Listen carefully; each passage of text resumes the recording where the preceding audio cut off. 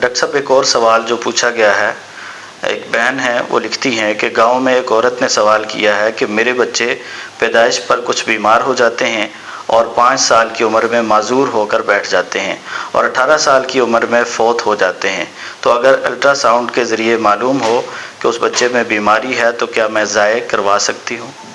جی یہ بہت اچھا سوال ہے۔ لوگوں میں دیکھا جا رہا ہے کہ ڈاکٹروں سے رپورٹ لیتے ہیں اور اس رپورٹ کی بنیاد پہ اپنے حمل کو ضائع کر دیتے ہیں، تو اس لیے اس سوال کی ضرورت تھی۔ تو گزارش یہ ہے کہ ڈاکٹروں کی طرف سے جو رپورٹ ملتی ہے الٹرا ساؤنڈ کی بنیاد پہ ملتی ہے، تو یہ جو نتیجہ ہے کیا یہ حتمی ہے کہ ظنی ہے؟ یہ ظنی ہے، یہ ایک خیال ہے، گمان ہے۔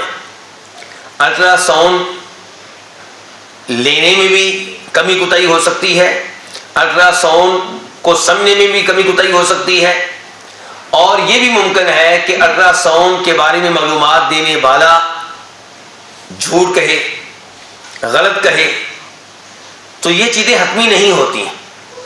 تو ان کی بنیاد پہ بچے کو قتل کر دینا یہ جرم ہے، یہ گناہ ہے، یہ غلط ہے۔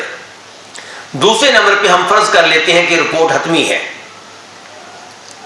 لیکن ہمیں اللہ تعالیٰ کے ساتھ حسن ظن رکھنا چاہیے۔ اس رپورٹ آنے کے بعد اللہ تعالیٰ کے ساتھ اپنے تعلق کو مزید مضبوط بنانا چاہیے، تہجد کی نماز کا اہتمام شروع کر دیں اور اس وقت اللہ رب العزت سے دعائیں کریں، کیونکہ یہ وہ وقت ہے جب اللہ رب العزت آسمان دنیا پہ نزول فرماتے ہیں اور اللہ تعالیٰ اعلان کرتے ہیں کون ہے جو مجھ سے سوال کرے میں اسے عطا کروں۔ تو اللہ رب العزت چاہتے ہیں کہ میرا بندہ اس وقت مجھ سے مانگے، میں اس کی دعا کو قبول کروں۔ تو یہ بہترین موقع ہے اللہ تعالیٰ کے ساتھ جڑنے کا، اللہ تعالیٰ کے ساتھ تعلقات مضبوط کرنے کا۔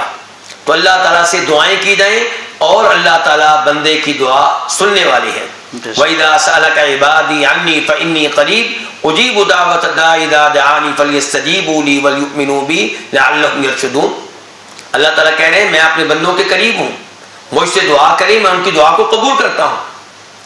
تو اللہ رب العزت سے دعائیں کی جائیں تہجد کے ٹائم، نماز کے سجدوں میں، سلام پھیرنے سے پہلے تحیات میں، اذان اور اقامت کے مابین، اور اللہ کے اوپر یقین رکھیں کہ اللہ آپ کی دعا کو سنے گا، اور وہ بچہ جس کے بارے میں رپورٹ مل رہی تھی کہ وہ معذور ہے یا معذور ہونے والا ہے، اللہ تعالیٰ اس کو صحت دیں گے اور جب وہ پیدا ہوگا تو صحیح سلامت ہوگا۔ یہ آپ اللہ تعالیٰ کے اوپر یقین رکھیں، حسن ظن رکھیں۔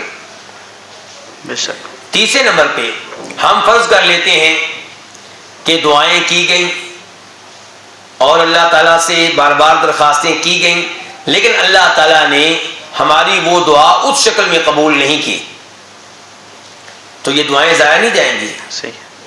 ان دعاؤں کی وجہ سے معلوم نہیں کتنی مصیبتیں اور آفتیں ٹال دی جائیں دعا کرنے والے سے، ورنہ یہ دعائیں نیکیاں بن کر روز قیامت آپ کے کام آئیں گی، کیونکہ دعا کی عبادت ہے۔ اور جہاں تک تعلق ہے اس بچے کا جو معذور پیدا ہو چکا ہے، تو وہ آپ کے لیے ایک آزمائش ہے، ایک فتنہ ہے، ایک امتحان ہے۔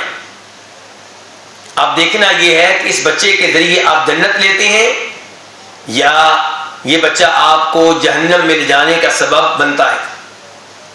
آزمائش آپ پہ آئی اور آزمائشیں دوسرے انسانوں پہ بھی آتی ہیں، کسی پہ کم کسی پہ زیادہ۔ نبی علیہ السلام نے ارشاد فرمایا تھا کہ سب سے زیادہ آزمائشیں انبیاء کرام علیہ السلام پہ آتی ہیں، پھر جو کوئی جتنا زیادہ نیک ہے اس پہ اسی قدر زیادہ آزمائشیں آتی ہیں۔ تو آپ کے اوپر آزمائشیں آ رہی ہیں، ایک بچہ معذور، دوسرا معذور، تیسرا معذور، تو اللہ تعالیٰ کی طرف سے آزمائش ہے۔ اور آزمائش میں مومن کا کام کیا ہے؟ اللہ پہ راضی رہے، اللہ کے بارے میں حسن ظن رکھے، ان مصیبتوں پہ صبر کرے۔ تو آپ اس معذور بچے کی خدمت کریں۔ ممکن ہے یہ بچہ اسی لیے آیا ہو تاکہ آپ کو جنت میں لے جا سکے۔ ہو سکتا ہے کہ آپ گناہوں کی زندگی گزار رہے ہوں، وہ زندگی جس زندگی پہ آپ کو موت آ گئی تو جہنم پکی ہے۔ تو اللہ رب العزت نے آپ پہ مہربانی کی ہو کہ اس بچے کی وجہ سے آپ اللہ کی طرف رجوع کریں، توبہ استغفار کریں، تلاوت کا اہتمام کریں، نمازوں کا اہتمام کریں اور جنت میں جانے والے بن جائیں۔ ماں اس کی خدمت کرے گی، باپ اس پہ خرچ کرے گا۔ کبھی آپ ڈاکٹر کے پاس جا رہے ہیں بچے کو لے کر، کبھی آپ کے گھر میں ڈاکٹر آ رہا ہے اس کے لیے مخصوص چیزیں آپ کو مہیا کرنی پڑتی ہیں، مخصوص لباس، مخصوص جوتا، مخصوص ماحول، تو یہ ساری محنتیں ضائع نہیں جائیں گی۔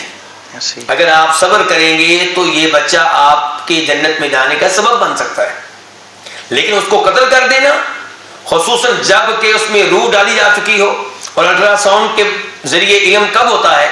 جب تقریباً بچہ 5 مہینے کا ہو چکا ہوتا ہے، اس کا مطلب ہے کہ اس میں روح ڈالی جا چکی ہے۔ تو اس بچے کو ضائع کرنا، اس عمل کو ضائع کرنا، ایک انسان کو قتل کرنا ہے۔ اور اللہ تعالیٰ فرماتے ہیں اپنی اولاد کو قتل نہ کرو، وَلَا تَقْتُلُوا أَوْلَادَكُمْ۔ اللہ رب العزت فرماتے ہیں کہ جس نے کسی ایک انسان کو قتل کیا گویا کہ اس نے تمام انسانوں کو قتل کیا۔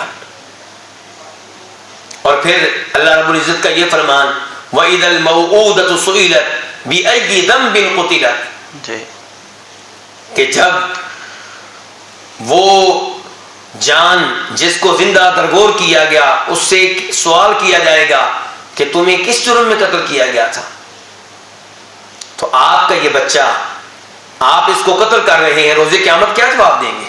تو اس لیے اس عمل سے دور رہا جائے، اور جن سے یہ غلطی ہوئی ہے اللہ سے توبہ کریں، اللہ سے سچی معافی مانگیں، اور جن کے ہاں آئندہ ایسی کوئی ازمائش آئے وہ صبر کا مظاہرہ کریں اور ان بچوں کو قتل کرنے سے گریز کریں۔ بلکہ مجھے یاد آیا شیخ صاحب، کسی کے گھر میں معذور بچہ پیدا ہو چکا ہو، کیا اس کو قتل کرنے کی اجازت ہے؟ نہیں اجازت۔ تو پھر وہ بچہ جو ماں کے پیٹ میں ہے، 5 مہینے کا ہے، 6 مہینے کا ہے، 7 مہینے کا ہے، چاہے معذور ہے، اس کو قتل کرنے کی اجازت کیسے مل سکتی ہے؟ اللہ رب العزت ہم سب کو ہدایت دے اور اپنی اولاد اور تمام انسانی جانوں کی حرمت کا خیال رکھنے کی توفیق عنایت فرمائے، اور اللہ تعالی ہمیں ایسے جرائم سے محفوظ رکھے۔ وآخر دعوانا الحمد للہ رب العالمین۔